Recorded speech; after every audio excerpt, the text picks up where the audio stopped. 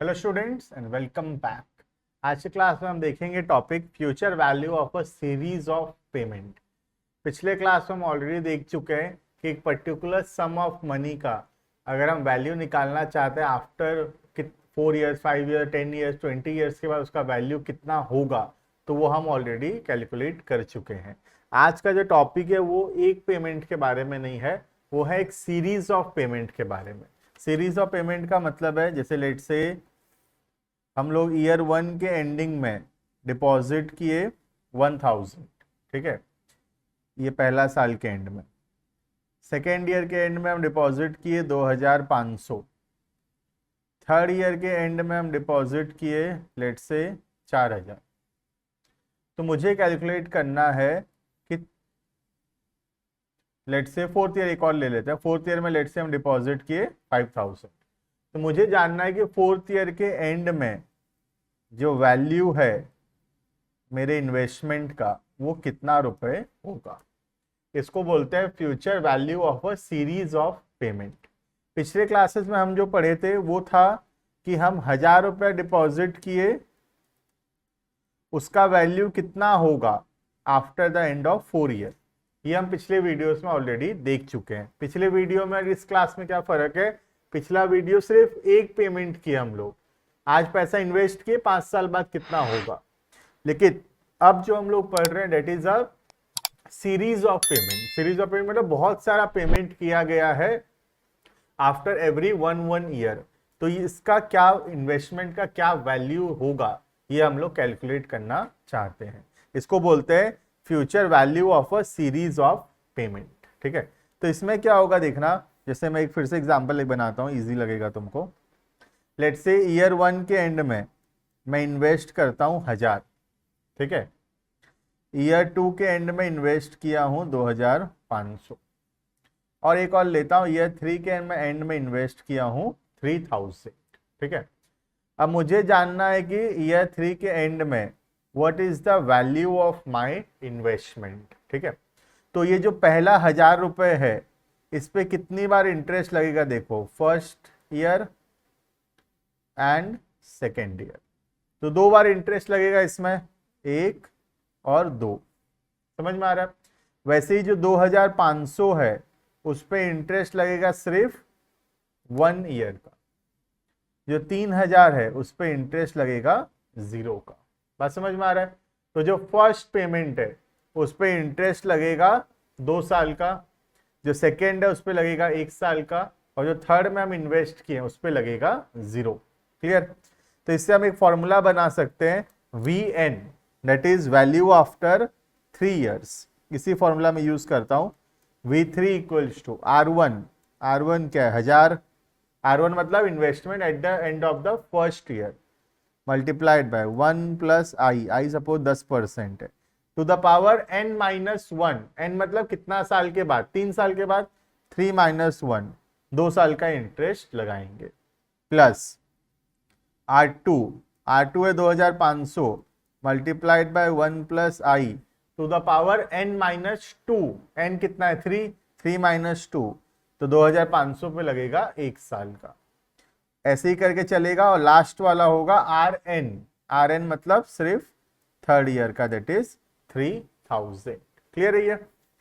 तो ये हो गया फॉर्मूला, इसको हटा देता हूं, सोच लो। ये हो गया फॉर्मूला तुम्हारा, that is R1 R2 R3 ऐसे चलेगा। कब तक चलेगा, RN तक चलेगा, और RN में कोई भी इंटरेस्ट नहीं मिलेगा, क्योंकि RN मतलब value investment at the end of the third year, और थर्ड ईयर में अगर एंड में इन्वेस्टमेंट करोगे तो इस पे अभी तक कोई भी इंटरेस्ट जो है नहीं मिला होगा। क्लियर है ये। तो एक सिंपल सा फॉर्मूला बनता है VN equals to R1 multiplied by n-1 plus R2 multiplied by 1 plus I to the power n-2। ऐसे करके चलेगा कब तक, RN तक। क्लियर है। तो एक छोटा सा क्वेश्चन हम देखते हैं। इसमें VN का मतलब होता है future value after n years, R1 होता है पहला payment, R2 second payment, RN मतलब payment at the end of the n year, जो भी हमारे क्वेश्चन में n होगा, और I is the rate of interest. Clear. तो एक छोटा सा क्वेश्चन देखते हैं, उससे ज्यादा क्लैरिटी हमेशा आएगा तुमको, ठीक है। देखना example, calculate the future value at the end of 5 years. तो ये जो नोट से ऊपर लिख लेना इसको कॉपी में, ठीक है। इसको मैं हटा देता हूँ, क्या क्या लिखना है बता देता हूँ। इसको नोट्स को कॉपी पे जरूर से लिख लेना, हेडिंग कर लेना future value of a series of payment, और उसके बाद ये जो फॉर्मूला है और इसका जो VN R1 R2 क्या क्या होता है ये सबको नोट डाउन कर लेना, ठीक है। वीडियो पॉज कर लेना, अगर थोड़ा सा स्पीड लगेगा तो वीडियो पॉज करके नोट डाउन कर लेना। हम नोट डाउन करने के लिए नहीं रुक रहे हैं, हम सीधा आगे बढ़ रहे हैं, ठीक है। तो calculate a future value at the end of 5 years of the following series of payment at the rate of 10% rate of interest, ठीक है। तो हम लोग को बोल रहा है कि 5 साल के बाद कितना रुपया वैल्यू होगा बता दो। तो मैं क्या ड्रॉ कर लेता हूं, first year, second, third, fourth, और ये हो गया लास्ट में फिफ्थ। क्लियर।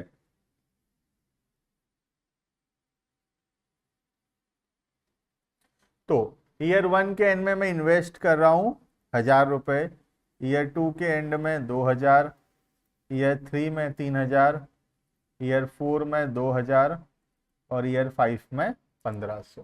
क्लियर। तो जैसे हम देख सकते हैं जो फर्स्ट पेमेंट है 1000, उस पर कितने साल का इंटरेस्ट लगेगा, 1 2 3 4, 4 साल का इंटरेस्ट लगेगा ना। तो पहला इन्वेस्टमेंट पे 4 ईयर्स का इंटरेस्ट चार्ज किया जाएगा। वैसे ही सेकेंड जो 2000 रुपये इन्वेस्ट किए हैं, 1 2 3, 3 साल का इंटरेस्ट चार्ज करेंगे।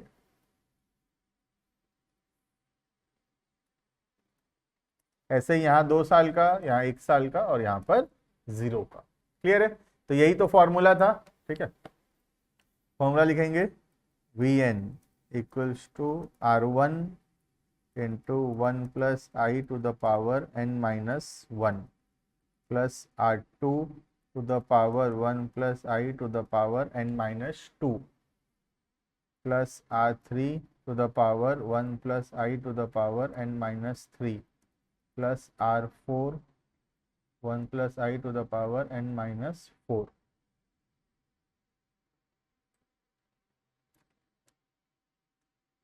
ऐसे करके चलेगा, लास्ट होगा RN, ठीक है। तो यहाँ पे n कितना है, n है 5। तो V5 equals to R1 1000 multiplied by 1.1, directly लिख दिया। 1 प्लस 0.1, 0.1 मतलब 10% है, तो 0.1 to the power n minus 1, n कितना है 5 है, तो 5 माइनस 1 4। वैसे ही second 2000 into 1.1 to the power 3 plus 3000 to the power 1.1 to the power 2 plus 2000 1.1 to the power 1 plus last में 1500। क्लियर। तो इसको अगर हम सॉल्व करेंगे तो हमको पता चल जाएगा what will be the value of the payment after the end of the 5 year. तो यहाँ पे जो फर्स्ट है वो आएगा 1000 इंटू 1.1 टू द पावर 4, ठीक है। तो 1.1 टू द पावर 4 कैसे निकालेंगे वो हमको पता होना चाहिए। हम कैलकुलेटर यूज करेंगे अपना, इंटू 1.1 इंटू 1.1, तो ये आ रहा है 1.464। तो करेंगे 1000 into 1.464 plus 2000 into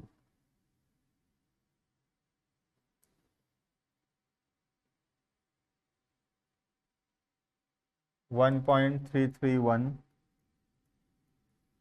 plus 3000 into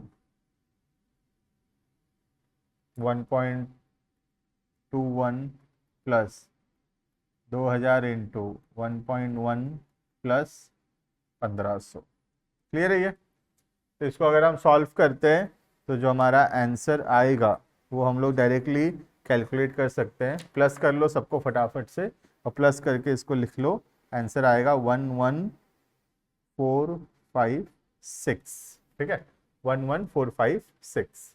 तो इसका मतलब है हम जो पैसा इन्वेस्ट किए हैं after the period of n years, मतलब after the period of 5 years, the value of the investment will be 11,456 rupees. Clear है ये?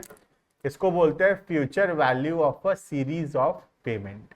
जहां पर हम हर साल के एंड में कुछ कुछ पैसा इन्वेस्ट करते हैं, तो हमको जानना है कि 5 साल के बाद ये जो पैसा हम इन्वेस्ट किए हर साल, इसका वैल्यू कितना होगा। क्लियर? तो बहुत ही सिंपल सा फॉर्मूला है और बहुत ही आसान टॉपिक है ये। The name of the topic is future value of a series of payment. Clear? तो पिछले क्लासेस में और इसमें क्या फर्क है समझ में आ गया होगा। पिछले क्लासेस में हम क्या करते थे, एक पेमेंट का वैल्यू निकालते थे। जैसे पिछले क्लास में क्या कर रहे थे हम लोग, अगर हम 1,000 रुपए इन्वेस्ट करते हैं at the end of the 1 year, तो उसका वैल्यू कितना होगा after the end of 5 years. तो हम लोग इस पे 4 साल का इंटरेस्ट कैलकुलेट करते थे। लेकिन अब क्या कर रहे हैं हम लोग, सीरीज ऑफ पेमेंट का मतलब है हर साल के एंड में पैसा इन्वेस्ट कर रहे हैं, तो हम कैलकुलेट कर रहे हैं 5वें साल के एंड में कितना वैल्यू होगा। तो पहले सिर्फ एक तो इन्वेस्टमेंट था, उसमें 4 साल आगे जाते थे, लेकिन अब बहुत सारा इन्वेस्टमेंट है, इसीलिए इसको बोलते हैं future value of a series of payment. ठीक है?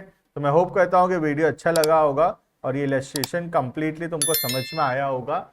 अच्छे से नोट डाउन कर लेना पूरा एग्जाम्पल को, क्वेश्चन को लिख लेना और अच्छे से उसका सॉल्यूशन जो है नोट डाउन कर लेना। मिलते हैं नेक्स्ट वीडियो के अंदर, जहाँ पे हम एनईयूटी के बारे में देखेंगे।